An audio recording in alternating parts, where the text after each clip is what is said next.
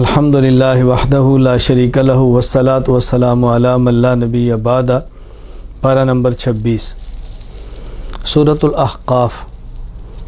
اس صورت میں چونکہ احقاف کا ذکر ہے، ریت کے ٹیلے، اس لیے صورت کا نام ہی سورۃ الاحقاف ہے۔ یہ احقاف قوم عاد کا مسکن تھا، اس کا ذکر کیا۔ بنیادی عقائد توحید، رسالت اور قیامت۔ صورت کے آغاز میں ان تینوں عقائد کا ذکر کیا۔ مشرکین کے شبہات کا رد کیا ہے۔ یہ کہتے جادو ہے، اللہ فرماتے ہیں جادو نہیں ہے، وحی ہے۔ قرآن کریم سحر نہیں ہے، وحی ہے، وحی آسمان سے اللہ پاک اس کو اپنے پیغمبر پہ نازل فرماتے ہیں۔ اللہ تعالیٰ نے مومنین کی شان بیان کی ہے کہ جو ایمان والے ہیں وہ تو ڈٹ جاتے ہیں، ایمان پر کھڑے ہو جاتے ہیں، استقامت کے ساتھ رہتے ہیں، اللہ پھر ان کی مدد بھی فرماتے ہیں۔ پھر اللہ تعالیٰ نے اس صورت میں قوم عاد کے قصے بیان کر کے اہل مکہ کو ڈرایا، تمہاری تو حیثیت ہی کوئی نہیں۔ قوم عاد کی طاقت دیکھو، قوم سمود کی طاقت دیکھو، آج ان کا نام و نشان نہیں ہے، مٹا کے رکھ دیا اللہ نے۔ تم پیغمبر کی ذات سے مت ٹکراؤ، تباہ و برباد ہو جاؤ گے۔ اس صورت کے آخر میں اپنے پیغمبر کو تلقین، صبر، تسلی دی ہے۔ فاصبر کما صبر اولو العزم، میرے پیغمبر اولو العزم پیغمبر انبیاء جس طرح وہ برداشت کرتے تھے آپ بھی برداشت کریں، اور آپ بھی ڈٹے رہیں، وہ بھی ڈٹ گئے تھے۔ بالآخر انشاءاللہ فتح و نصرت آپ کا مقدر ہوگی۔ سورہ محمد، اس سورت کے شروع میں اللہ تعالیٰ نے اپنے پیغمبر کا نام محمد ذکر فرمایا ہے، اس لیے سورت کا نام ہی محمد ہے۔ اس سورت کا نام قتال بھی ہے، چونکہ اس میں جہاد القتال کا بہت بڑا مضمون بیان فرمایا ہے۔ اللہ تعالیٰ نے قرآن کریم میں اپنے پیغمبر کے دو نام ذکر فرمائے، محمد اور احمد، باقی آپ کی صفتیں بیان فرمائیں۔ اس میں شروع میں جہاد اور قتال کا ذکر کیا ہے، قیدیوں کا ذکر کیا ہے، غلاموں کے حقوق بیان کیے ہیں، ان کی آزادی کی بات کی ہے۔ اللہ تعالیٰ نے ترغیب دی ہے جنت کی، ترہیب ڈرایا ہے جہنم سے، اور پھر اللہ تعالیٰ نے صورت کے آخر میں یہ بات کیا کہ اللہ کے راستے میں خرچ کرو، بخل سے بچو، اور ترغیب دی ہے بخل سے بچو اور خرچ کرو۔ اور پھر آخر میں ایک بات سمجھا دی، ان تتولوا یستبدل قوما غیرکم، تم دین کو چھوڑ دو گے، اللہ کسی اور قوم کو دین پر لائیں گے۔ اللہ نے دین کا کام لینا ہے، تم کرو گے تمہاری سعادت، تم چھوڑ دو گے اللہ اوروں سے لے گا۔ اللہ تعالی ہمیں دین کی خدمت کے لیے قبول فرمائے۔ سورۃ الفتح، کیونکہ اس سورت کا آغاز ہی اس سے ہے، انا فتحنا لک فتحا مبینا، تو سورت کا نام سورۃ الفتح رکھا گیا ہے۔ عظیم ترین فتح، فتح مکہ، جس کی اللہ تعالیٰ بشارت اس میں دے رہے ہیں حدیبیہ کے موقع پر، تو اس لیے یہاں بہت ساری باتیں اللہ تعالیٰ نے سمجھائی ہیں۔ بطور خاص اس میں بیت رضوان کا ذکر ہے، جب رسول اللہ صلی اللہ علیہ وسلم مدینہ منورہ سے چلے ہیں، حدیبیہ پہنچے ہیں، مشرکین نے روک دیا ہے، حضرت عثمان رضی اللہ عنہ کو بھیجا ہے، ان کو گرفتار کیا ہے، شہادت کی خبر اڑائی گئی۔ اللہ کے نبی نے صحابہ کرام سے بیعت کی ہے کہ ہم مر جائیں گے لیکن عثمان کا بدلہ لیں گے۔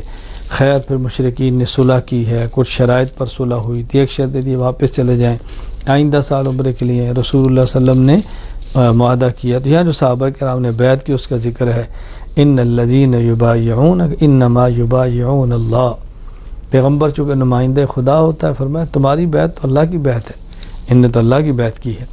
پھر اس صورت میں فتح خیبر کی بشارت بھی ہے، وخری لم تقدروا علیہ، ابھی تو ایک اور تمہیں فتح ملنی ہے، وہ خیبر کے موقع پر فتح آئی۔ کیا صحابہ کی، اللہ کے نبی کی آنکھیں ٹھنڈی ہوئی ان فتوحات کو دیکھ کے۔ پھر آگے دین کے غلبے کا ذکر کیا ہے، وعدہ کیا، هو الذی ارسل رسولہ بالہدی ودین الحق لیظہرہ علی الدین کلہ، اللہ نے اپنے پیغمبر کو بھیجا اس لیے کہ اس کے دین کو تمام ادیان باطلہ پر غالب کر دے، تو اللہ پاک نے یہ وعدہ اپنا سچا کر کے دکھایا ہے۔ پھر اس صورت کے آخر میں صحابہ کرام کی شان بیان کی ہے۔ اللہ اکبر، میرے پیغمبر آپ تو اللہ کے رسول ہیں، اور آپ کے ساتھ جماعت کیسی ہے، والذین معہ، نبی کے ساتھ ہیں، کافروں پر سخت ہے، آپس میں نرم دل ہیں، سجدے کرتے ہیں، ان کی پیشانیوں پر سجدوں کے نشانات آتے ہیں۔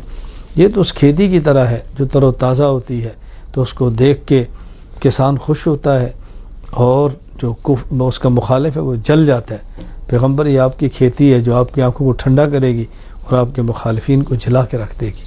صحابہ کرام کی عظمت اور ایمان کا تقاضا ہے کہ بندہ خوش ہو، جو صحابہ کی عظمت کو دیکھ کر خوش ہوتا ہے ایمان کی نشانی ہے، جو جلتا ہے نفاق اور کفر کی نشانی ہے۔ اللہ تعالیٰ میں صحابہ کرام کے ساتھ محبت عطا فرمائے، اہل بیت کے ساتھ محبت عطا فرمائے، سچا ان کا اللہ تعالیٰ ہمیں غلام بنائے۔ سورہ حجرات، کیونکہ اس میں وراء الحجرات ذکر حجرات کا لفظ ہے، حجرے کی جمع ہے، مکان کو کہتے ہیں، اس لیے سورت کا نام سورۃ الحجرات ہے۔ اللہ تعالیٰ نے سورت میں بہت اخلاق اور آداب بیان فرمائے ہیں۔ سارا قرآن ہی باکمال ہے، ہر سورت ہی کمال کی ہے، مگر سورہ حجرات کی ایک امتیازی شان ہے آداب اور اخلاق کو بیان کرنے کے حوالے سے۔ فرمایا دیکھو اللہ اور اللہ کے رسول کا ادب ہے، کرو، پیغمبر کی آواز سے اونچی آواز مت نکالو، اعمال ضائع ہو جائیں گے، نبی کو ایسے مت بلاؤ جیسے ایک دوسرے کو بلاتے ہو، اعمال تباہ ہو جائیں گے، اور سنی باتوں پہ عمل مت کرو، تحقیق کیا کرو، ایسے نظام پورا تباہ ہو جاتا ہے۔ معاشرتی خرابیوں کا پھر ذکر کیا ہے، پھر اس کے بچنے کا ذکر کیا ہے۔ اللہ اکبر، صلح کرو، اس کا اہتمام کرو، ایک دوسرے کا مذاق استہزاء تمسخر مت کرو، اور غیبت مت کرو، ایک دوسرے کو تانے مت دو، ایک دوسرے میں عیب مت نکالو، یہ باتیں سمجھائی ہیں۔ اور یہ فرمایا کہ یہ باتیں دل سے قبول کرو، اللہ کا احسان ہے، اللہ نے تمہیں ایمان کی نعمت عطا فرمائی ہے، اور ایمان دل میں ہے، اسلام اعمال ہے جو اوپر ہے۔ مومن بھی بنو، مسلم بھی بنو، دل سے بھی مانو اور اپنے اعمال سے بھی، عمل سے ثابت کر کے دکھاؤ کہ آپ مومن ہیں۔ گویا تمہارا دل اور جسم سب اللہ کے حوالے ہونا چاہیے۔ تو اللہ تعالیٰ نے یہاں آداب اور اخلاق بہت زیادہ بیان فرمائے ہیں۔ غیبت کرنے کو مردہ بھائی کا گوشت کھانا بتایا ہے، بدگمانیوں سے بچو، استہزاء سے بچو، تمسخر سے بچو، آپس میں پیار محبت اور صلح کی بات کرو۔ یہ مطلب خلاصہ ہے آداب اور اخلاق اس صورت کے اندر۔ سورہ قاف، قاف القرآن المجید، قاف روح مقطعات میں سے ہے، مقطعات مقطعاتن کی جمع ہے، قطعن سے ہے کاٹنا، قاف وہ حروف جن کو الگ الگ کر کے پڑھتے ہیں انہیں مقطعات کہتے ہیں۔ سورت کا آغاز کیا گیا، کفار کا تعجب بیان کیا گیا، ظالم تعجب، کبھی نبی پہ آنے پر تعجب ہے، قیامت کے درسے پر تعجب ہے، تعجبات۔ اللہ کافر کہتے ہیں ھذا شیء عجیب، عجیب بات۔ اللہ فرماتے ہیں عجیب بات کون سی ہے؟ جو پہلے تھے ہم ان کو بھی اٹھائیں گے، تمہیں بھی اٹھائیں گے۔ اور تم دیکھو قوم عاد کو دیکھو، قوم سمود کو دیکھو، فرعون کو دیکھو، لوط علیہ السلام کی قوم کے عذاب کو دیکھو، نوح علیہ السلام کی قوم کو دیکھو، اصحاب الراس کو دیکھو، قوم سمود کو دیکھو، اصحاب الایکہ کو دیکھو، قوم تبع، برباد ہو گیا وہ لوگ۔ تم بھی پیغمبر کی مخالفت کرو گے نا، تباہ و برباد ہو جاؤ گے۔ نبی کی بات کی مخالفت مت کرو، پیغمبر کی بات کو مانو۔ پھر قیامت کے حوال کا ذکر کیا ہے، قیامت کی شدت کو بیان کیا، ہولناکی کو بیان کیا ہے۔ اللہ تعالی ہم سب کو بات سمجھنے کی توفیق عطا فرمائے۔ اور آخر میں رسول اللہ صلی اللہ علیہ وسلم کو فرمایا کہ آپ صبح و شام صبر کرو، اللہ اکبر، ان کی باتوں پہ برداشت کرو، اور میرے پیغمبر آپ تسبیح اور ذکر کے اندر مشغول ہو۔ اس کا معنی کیا ہے کہ جو داعی ہے، مبلغ ہے، عالم ہے، اس کی شان ہے کہ لوگوں کی باتیں برداشت بھی کرے، اللہ کا ذکر بھی کرے، تسبیح و تحلیل کے اندر بھی مشغول ہو۔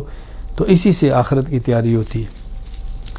سورۃ الزاریات، والزاریات ذروا، سورت کا آغاز یہاں سے ہو رہا ہے، وہ ہوائیں جو اڑاتی ہیں چیزوں کو، تو اس لیے سورت کا نام سورۃ الزاریات ہے۔ یہاں متقین کی اوصاف بیان کی، اللہ اکبر، راتوں کو قیام کرتے ہیں، استغفار کرتے ہیں، آنے والے کو دیتے ہیں، سائل کو بھی نہیں واپس کرتے، محروم کو واپس نہیں کرتے، سائل جو مانگتا ہے اسے بھی دیتے ہیں، اور جو مانگتا ہے لیکن مستحق ہے اسے بھی دیتے ہیں، اس کا بہت زیادہ خیال کرتے ہیں۔ یہ متقین کی اوصاف بیان فرمائے۔ پھر اس پارے کے بالکل آخر میں ابراہیم علیہ السلام کا واقعہ بیان کیا، فرشتے آئے، ابراہیم علیہ السلام کے بیٹے کی بشارت دی ہے، بڑھاپے میں اللہ نے ابراہیم علیہ السلام کو اولاد عطا فرمائی۔ اللہ نہ چاہے تو جوانی میں بھی نہ دے، چاہے تو بڑھاپے میں اولاد دے رہے، اولاد دینے والے تو اللہ ہی ہیں۔ وآخر دعوانا الحمد للہ رب العالمین۔